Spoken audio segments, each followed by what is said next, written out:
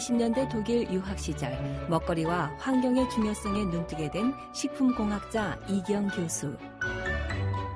기타 하나 둘러매고 자신이 만든 참사리 노래를 통해 밥상머리 교육을 펼치고 있다. 좋은 먹거리는 맑은 환경에서 나온다. 세상을 살리는 밥상머리 교육에 힘쓰고 있는 이기영 교수를 만나보자. 식품 영양을 전공을 하셨으니까 음식하고 관련된 것이다라고 생각을 했는데요. 네. 환경운동을 하신다는 거는 또 어떻게 연결을 지으면 될까요? 깨끗한 환경에서 네. 건강한 음식이 나오거든요. 예. 뭐 땅이 오염된다거나 물이 오염되면 거기서 당연히 오염된 식재료, 예를 들면 야채라든가 과일이 나올 수밖에 없죠. 예. 그래서 저는 이제 그런 좋은 음식에 대한 메시지를 아름다운 노래에 담아서 그렇게 운동을 하게 됐습니다. 그래서 기타로 노래하는 환경운동가 교수님으로 지금 이름이 나 있는데 지금 기타 좀 갖고 나오셨잖아요. 예. 그럼 기왕이면 한 곡 좀 듣고 좀 갔으면 좋겠는데 가능하시죠? 예, 물론이죠. 네. 어떤 노래? 네. 이 노래는 한강은 흐른다라는 제목의 노래인데 시인이신 오세영 선생님께서 쓴 시를 제가 작곡을 했는데요. 가사가 우리 민족의 어떤 혼이 담긴 민족 연가라는 그런 소리를 들을 수 있는 좋은 노래라서 제가 이 노래를 저희 조상, 그러니까 증조 고조 할아버지가 묻혀 있는 행주산성에서 한강을 이렇게 내려다보면서 직접 작곡을 했어요. 부탁드리겠습니다. 예, 네네.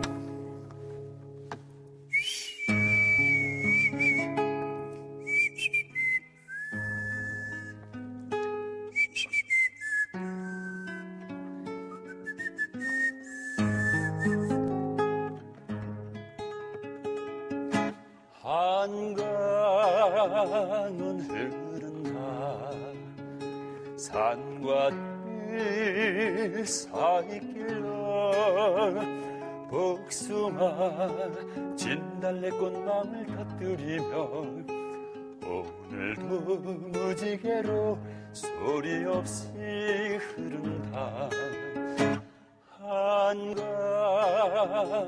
흐른다 논과 밭 사이길로 정보리 무배추 파랗게 물들이며 오늘도 비단길로 말없이 흐른다 눈보라 휘날린 듯 멈출 수 있으랴 폭풍 몰아칠 돌아갈 수 있으랴 흐르고 흘러서 영원히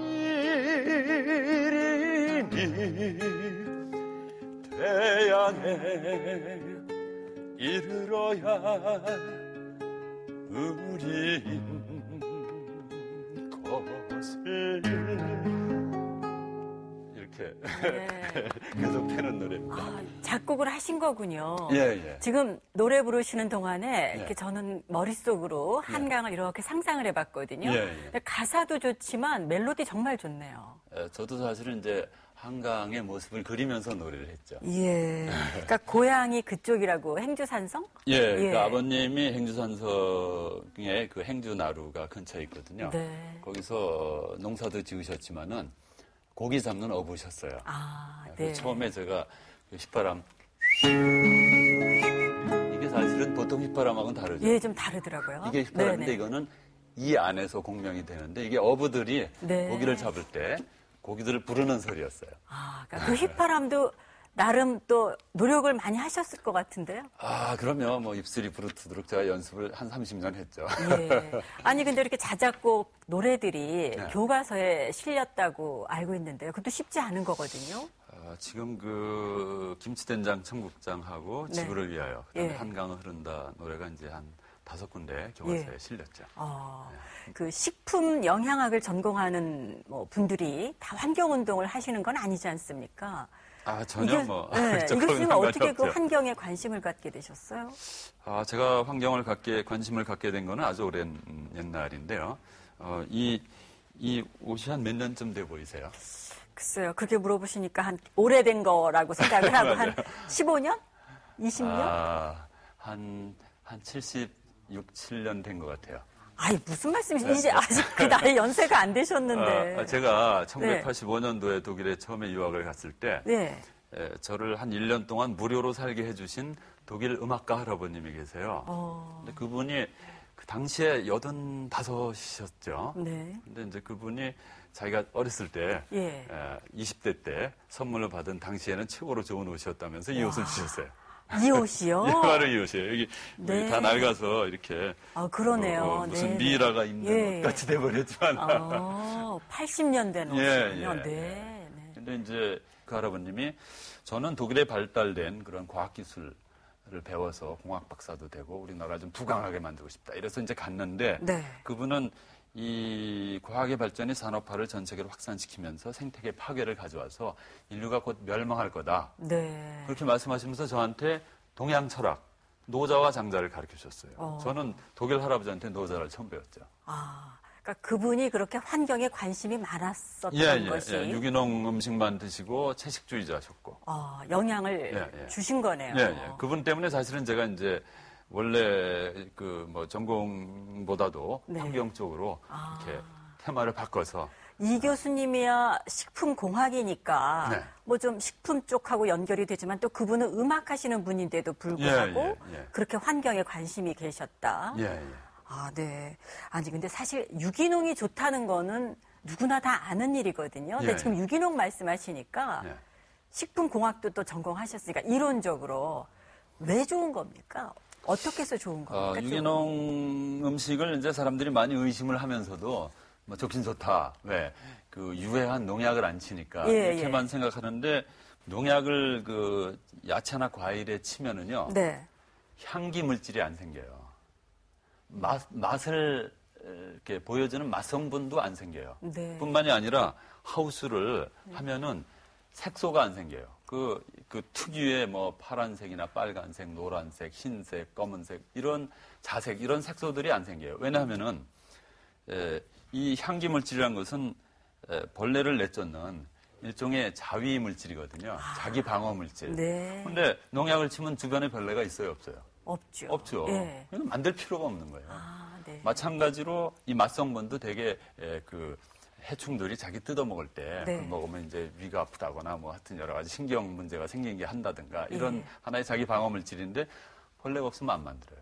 또 이 색소는 요새 뭐 칼라푸드를 먹자 해서 암 예방으로 굉장히 그 열풍이 일고 있는데 이 색소라는 것은 그 햇빛, 강한 그 자외선에 의해서 생기는 유해산소를 제거하고자 식물이 역시 자기 방어 물질로 만드는 거예요. 그래서 보통 우리가 파이토케미칼 또는 식물 영양소라고 얘기를 하는데 이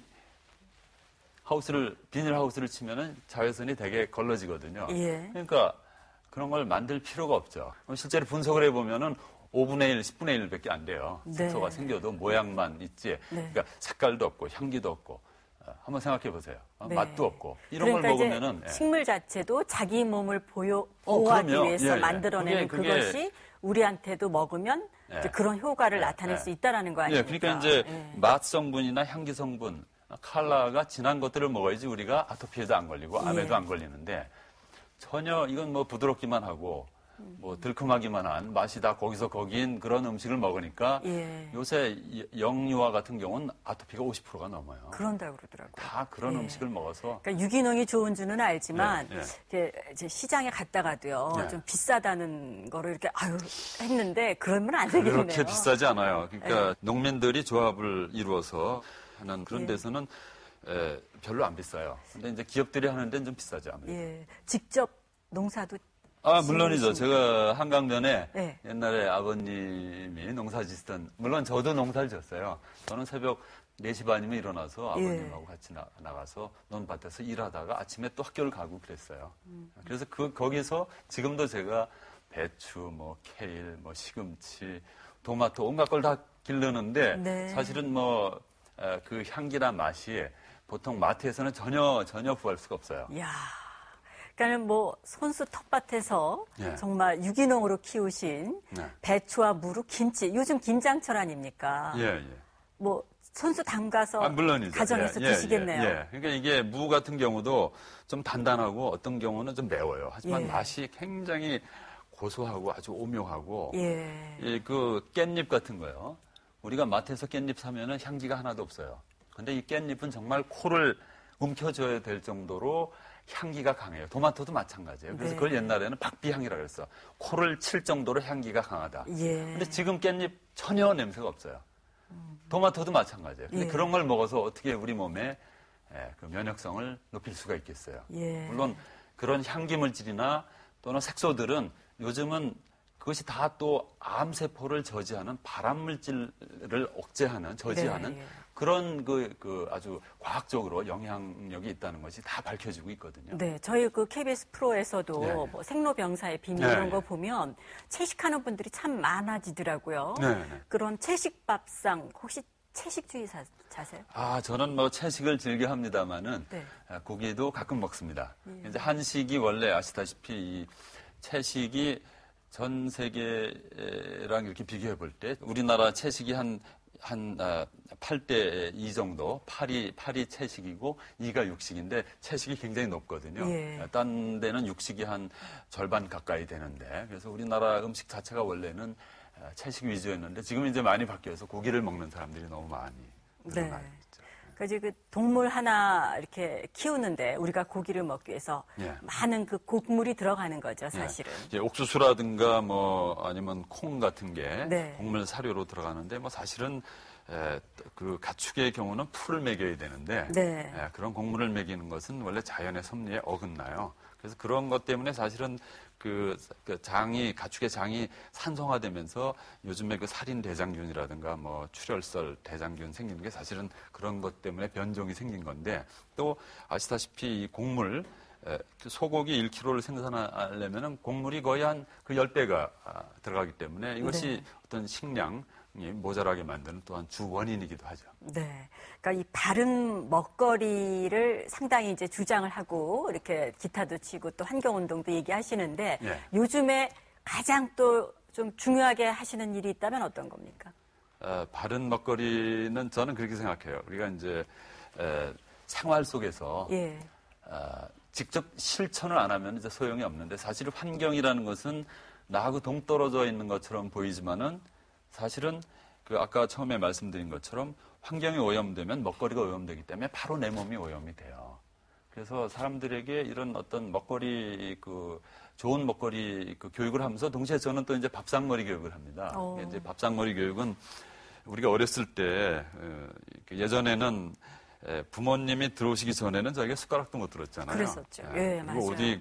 어디 맛있다고 혼자걸 다 먹어. 그렇죠. 같이 나눠 먹고 쩝쩝 소리 내도 안 되잖아요. 이런 것들이 사실은 사회 나가기 전에 사회성을 키워주고 다른 사람을 존중할 줄 아는 기본적인 매너 교육이 되는 건데 지금은 밥상머리 교육이 입시 교육에 밀려가지고 더군다나 아버지가 집에 저녁을 먹는 집이 별로 없잖아요. 그렇습니다. 되게 회사에서 늦게 끝나고 또 늦게 끝나도 한잔하고 들어오느라고 뭐 9시, 10시 넘어서 들어오는데 지금 이제 밥상머리 교육이 다시 필요할 때가 된 것 같아요. 밥상머리 교육. 이제 음식이 몸이다. 이런 주장을 하시는데 학생들한테 현장에서 그런 음식과 관련된 이야기를 열심히 또 풀어나가신다고 들었거든요. 화면을 잠시 보고 또 이야기 계속 나누죠. 이기영 교수가 서울의 한 초등학교를 찾았다. 우리가 먹는 음식이 우리한테 독이 될 수도 있고 우리한테 약이 될 수도 있거든요. 암을 일으키는 어른들을 위한 환경 강의도 좋지만 자라나는 아이들에게 밥상머리 교육이 더없이 필요하다고 느껴온 이 교수. 현미 주먹밥을 골라 먹어야 돼요. 지금은 왜냐하면은 농약치고 비료치고 그렇게 해서 키운 게 너무 많기 때문에 70 이 교수는 아이들 눈높이에 맞춘 바른 먹거리 설명과 함께 유기농으로 텃밭에서 기른 식재료들을 아이들에게 보여준다. 입에 닿는 신선한 식감과 자연 그대로의 풍부한 맛을 직접 느껴보게 하기 위해서다. 처음 맛보는 채소의 진한 맛에 얼떨떨한 아이들.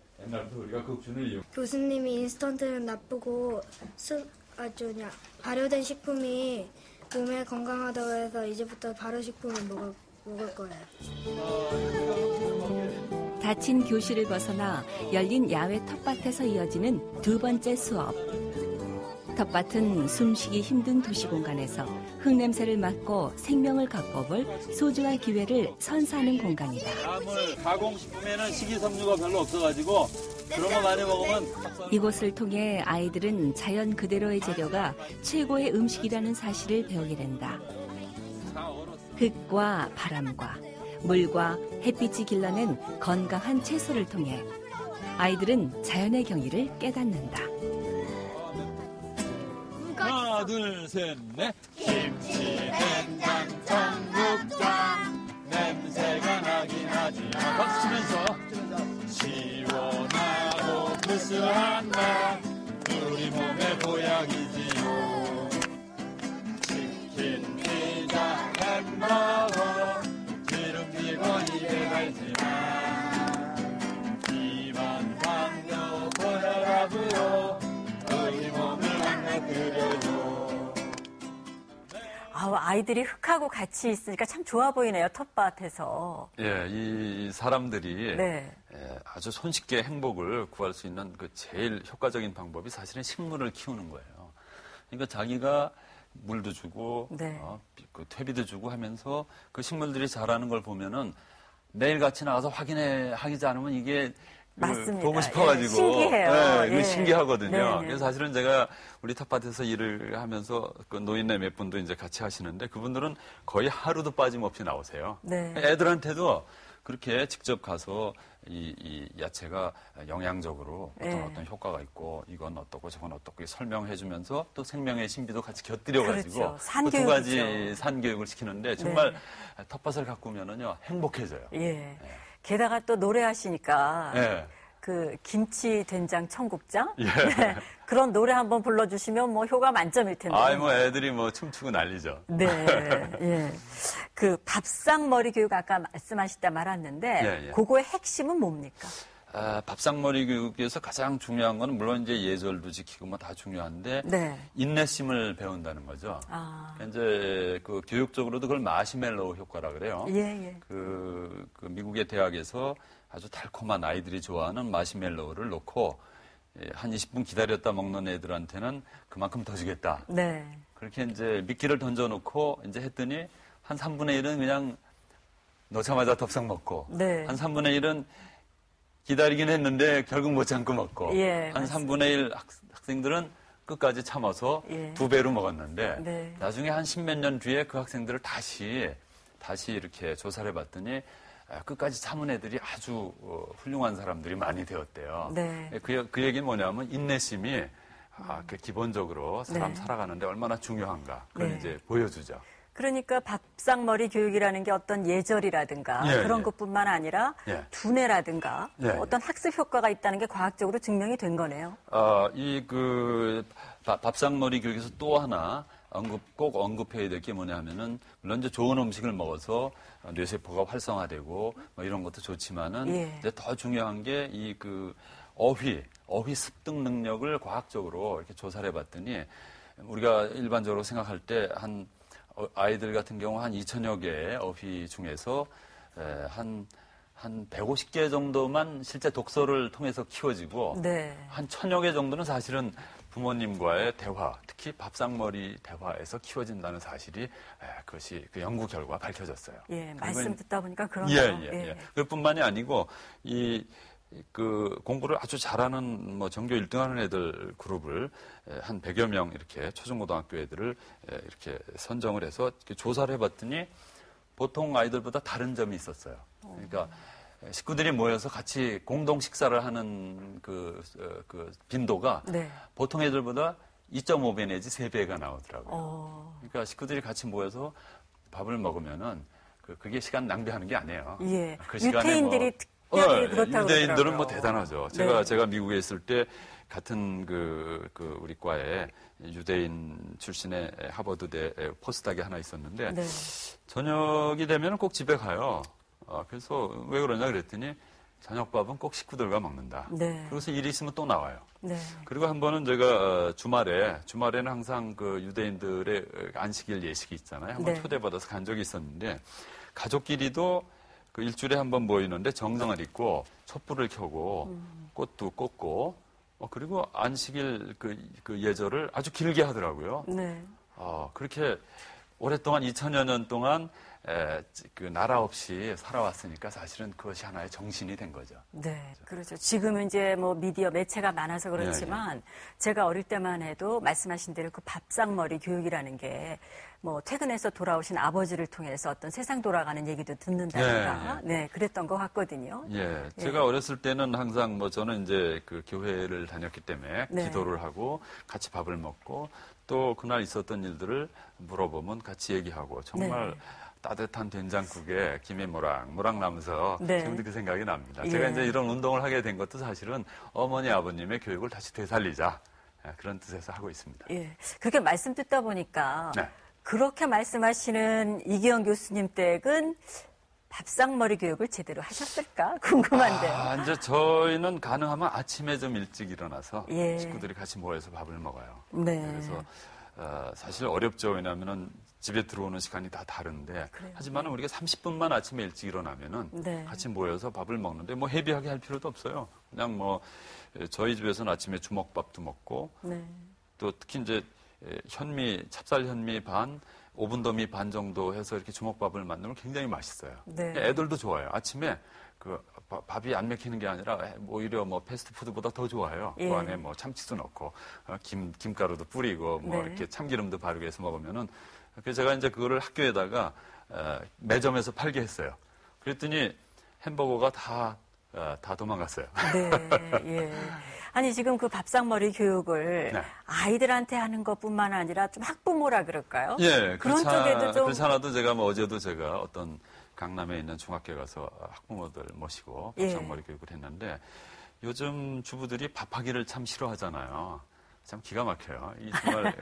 정말 아버지들 빨리 집에 오게 해서 같이 식구들이 모여서 그래야지 공부도 애들이 잘하는데 그걸 모르더라고요. 그래서 그렇게 가르쳐줬더니 너무 좋아하는 거예요.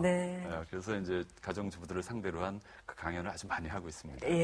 아이들 교육으로 좀 못다한 것들을 또 이렇게 학부모님들 통해서 다 또 설파를 하시는군요.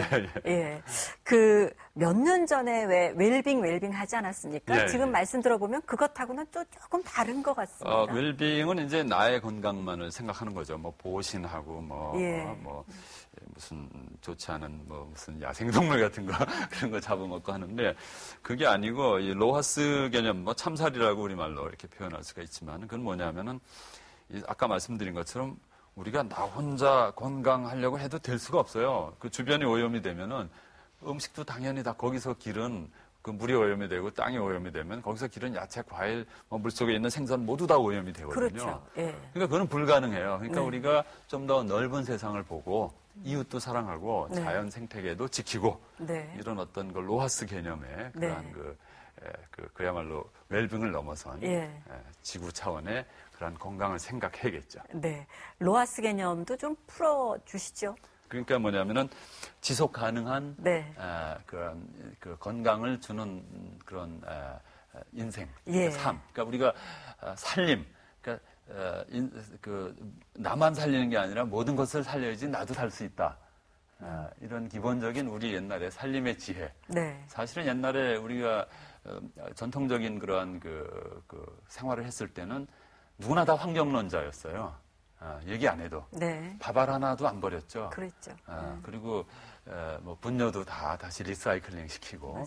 그런데 이제 이게 서구화되면서 모든 게 다 석유로 해결을 하려니까 다 이제 그 에너지 밸런스가 다 깨져서 지금 이렇게 되고 있는 거죠. 그 식생활 10계명이라는 거를 갖고 계시더라고요.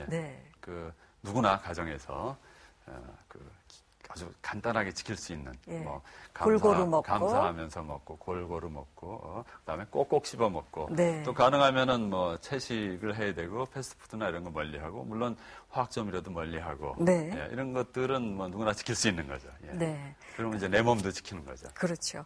건강한 음식으로 우리 네. 몸도 살리고 나아가서 환경도 생각하고 예, 예. 뭐 워낙에 이 교수님 만나뵈니까 끼가 많으셔가지고 하시고 싶은 일도 많으시고 아이디어도 많으실 것 같은데 네. 계획이 있다면은요? 이제 그 김치된장 청국장을 지난 여름에 제가 베를린 공대에 가서 네. 한 30여 개국에서 온 그 과학자들한테 제가 영어로 가르쳐 줬어요. 네. 그랬더니 너무 좋아하는 거예요. 예. 거기다 이제 플러스해서 한국의 자연 철학, 그러니까 무위 자연, 상생 뭐 이런 것은 이제 자연을 함부로 조작하지 않고 또 서로가 서로를 사랑하면서 서로 돕고 조화롭게 산다. 이런 것이 이제 그 한국의 자연 철학의 기본인데 앞으로 우리 인류가 지금 환경 파괴 문제 때문에 지금 지구 온난화로 그 문명 자체가 생태계와 함께 지금 뭐 아주 위험한 수준으로 지금 올라가고 있지 않습니까? 네. 그래서 그거를 극복할 수 있는 길은 우리 한국의 전통 자연 철학을 담은 밥상머리 교육뿐이다. 네. 이런 얘기를 제가 영어로 예. 노래로 아까 그 한강은 흐른다도 이제 그런 내용이 들어있죠. 네. 그것도 다 영어로 번역을 해서 네. 그래서 그런 걸 전 세계로 퍼뜨려서 예. 그 인류 문명을 구해야겠습니다. 네, 그러니까 국내뿐만 아니라 이제 예. 해외로도 예. 또 이제 김치, 된장, 청국장 같은 발효 음식에다가 그게 그렇죠? 바로 진짜 한류 아닙니까? 그렇죠. 예. 앞으로 뭐 더 바빠지시겠는데요? 그래서 좀 바쁘게 제가 열심히 일할 수 있도록 또 많이 협조를 해주십시오. 예. 오늘 나와주셔서 고맙습니다. 네, 감사합니다. 네, 이기영 교수님의 이 식생활 10계명만 잘 실천해도 우리 몸 좋아질 수 있죠. 환경도 살릴 수 있죠. 아주 커다란 힘이 될 것 같은데 시청자 여러분 들으신 10계명 중에서 몇 개나 실천하고 계십니까? 네, 함께해 주신 여러분 고맙습니다. 다음 주 시간 다시 오겠습니다. 김치, 된장, 청국장 냄새가 나긴 하지만 시원하고 구수한 맛 우리 몸엔 보약이지요. 치킨, 피자